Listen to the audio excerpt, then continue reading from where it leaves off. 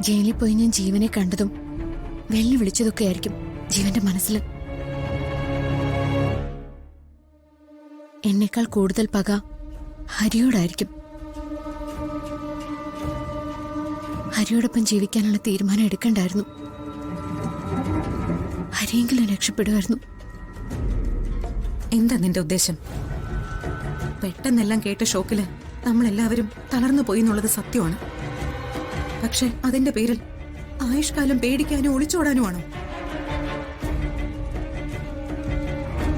പണ്ട് അവനെ പേടിച്ച് ഓടി ഒളിക്കുമ്പോ അച്ഛൻ പോലും കൂടെ ഉണ്ടായിരുന്നില്ല. ഇപ്പൊ അതല്ല അവസ്ഥ.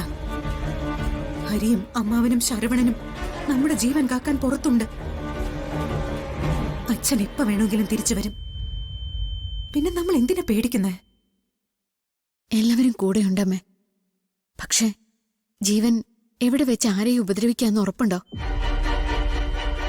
മോളെ, നീ നേരത്തെ പറഞ്ഞില്ലേ നീ ഹരിയെ വിവാഹം കഴിച്ചതുകൊണ്ടാണ് അവന്റെ ജീവിതം പോലും അപകടത്തിലായതെന്ന്.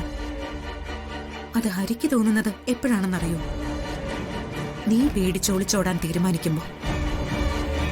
മറിച്ച് നീ തന്റെ അടുത്തോടെ അവനോട് എല്ലാം നേരിടാമെന്ന് പറഞ്ഞു നോക്ക്. അവനെ മറികടന്ന് ജീവൻ നിന്നെ തൊടില്ല. ഇനി അവൻ ആരെങ്കിലും തിരഞ്ഞിവിടെ എത്തിയാൽ ഒരുപക്ഷെ നിങ്ങൾ മടിക്കുമായിരിക്കും.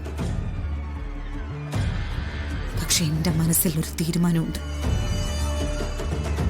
അവനെ വെട്ടിക്കൊന്നിട്ട് ഞാൻ പോലീസ് സ്റ്റേഷനിലേക്ക് പോകുമെന്ന്.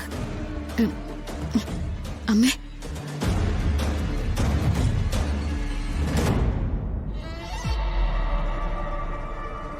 പ്രസവിച്ചത് ഞാനല്ലേ?